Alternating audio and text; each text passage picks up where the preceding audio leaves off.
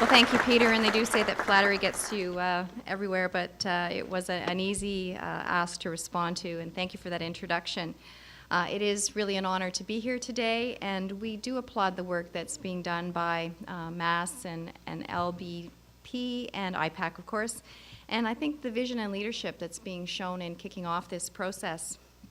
Canada's 150th does represent a once-in-a-lifetime opportunity, or for some of us maybe a twice-in-a-lifetime opportunity, to really redefine ourselves as a nation and shape our shared destiny, not just for ourselves, but I think also for our children and for their children too.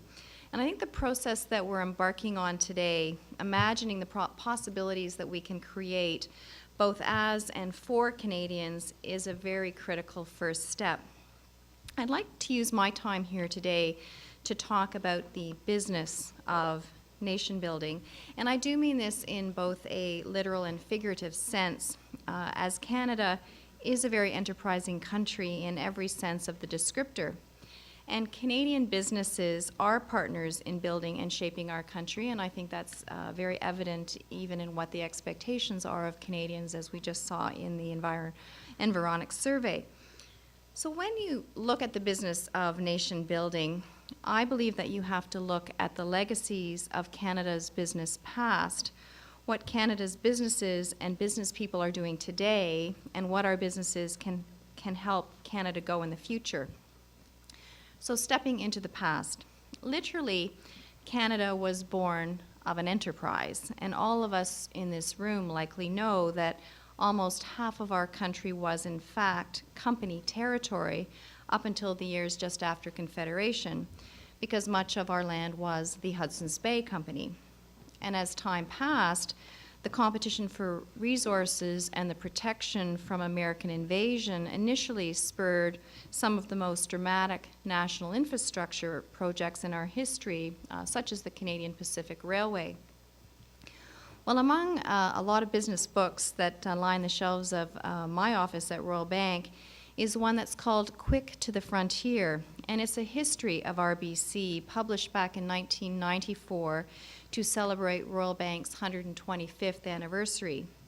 And as you flip through the pages of that book, you can't help but see how the company and the country have really grown up together.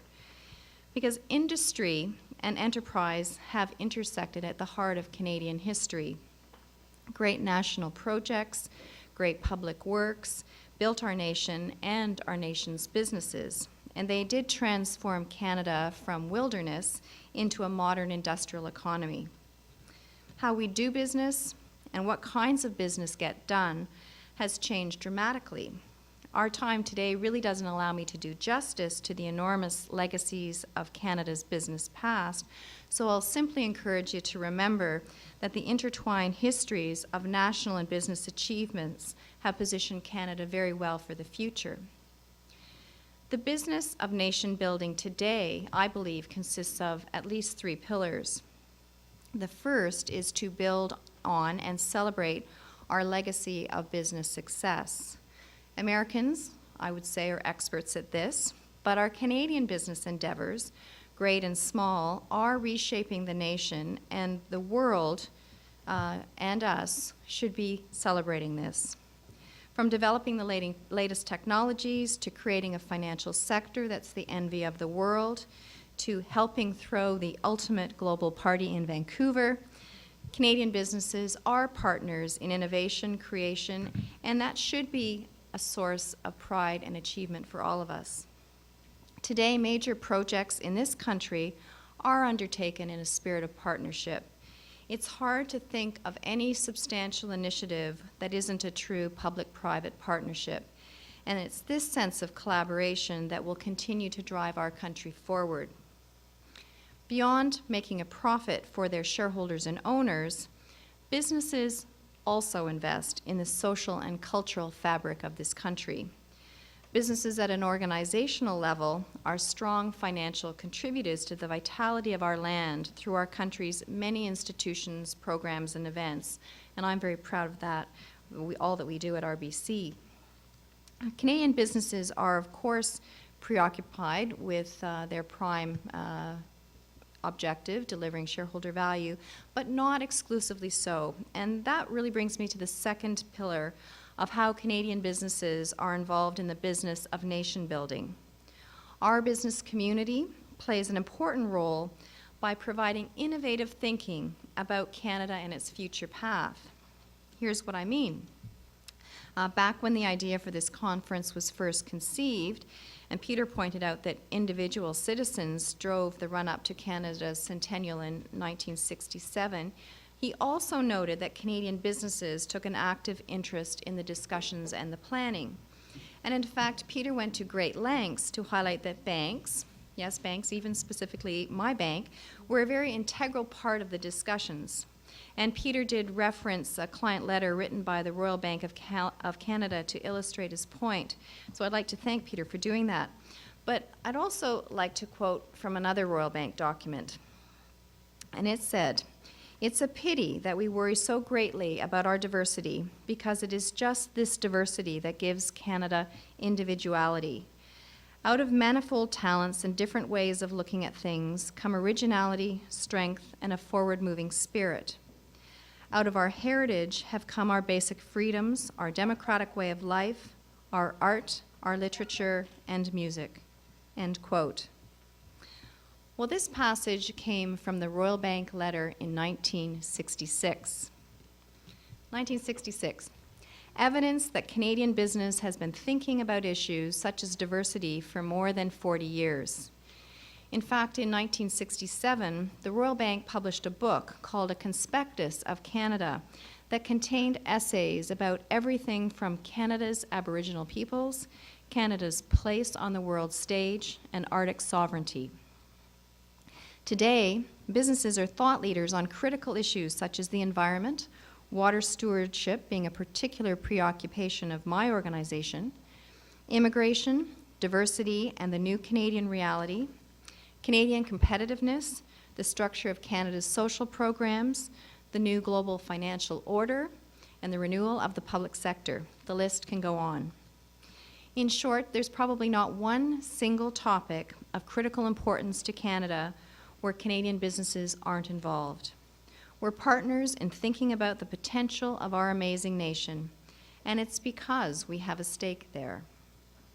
I encourage you to learn about the nation-building ideas circulating in the business community that can be articulated in the years leading up to 2017 and that will shape our country's life at 150 years and beyond. There is an extraordinary wealth of knowledge, know-how, and spirit housed in Canada's businesses and business people. We've tapped this very well in the past, and it's my hope that we'll make the most of this in the years leading to and through Canada's sesquicentennial. I believe that the business of modern-day nation building has a vital grassroots component, and that's what I consider to be the third pillar of nation building.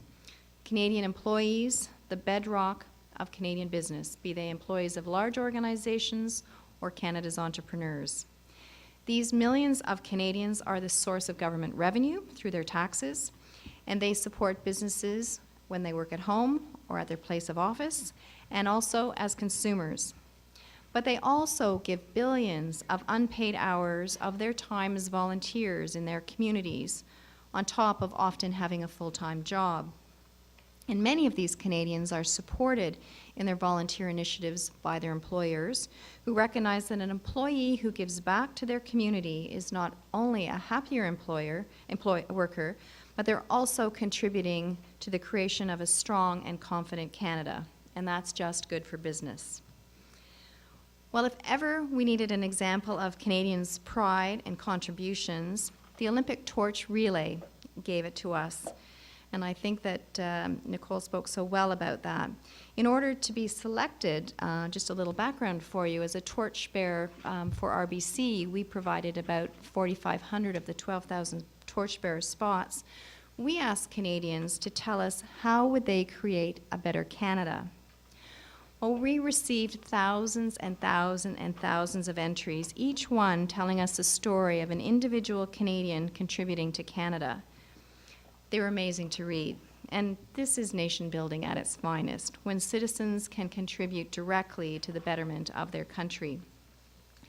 Canada's businesses are global entities in ways unimaginable even a few short decades ago. We do fly our flag proudly around the world. I imagine many of you, like me, have seen it. I love being at the heart of Europe and see a Bombardier train or tram ferrying people about. I love being in Asia and seeing business people thumb along on their Blackberries. And I really love seeing our RBC Lion in places like our head office in the Caribbean Bank down in Trinidad. Nation-building activities abroad used to be the exclusive purview of the Foreign Service. Canadian businesses are now and will continue to be partners in bringing Canada to the world. So let's think about what we want to bring to the world. This is a chance to think big. This is a chance to think global. This is a chance to bring the best of Canada to the world. And I challenge all Canadian businesses to think of the ways to build on their best and deliver it to the rest of the world. Canada's businesses have a lasting legacy. We have amazing people, we are forward-thinking, we believe in the spirit of partnership, and we love the businesses of building Canada. We at the Royal Bank of Canada stand proudly under the maple leaf and are ready to continue to help build our nation together. Thank you.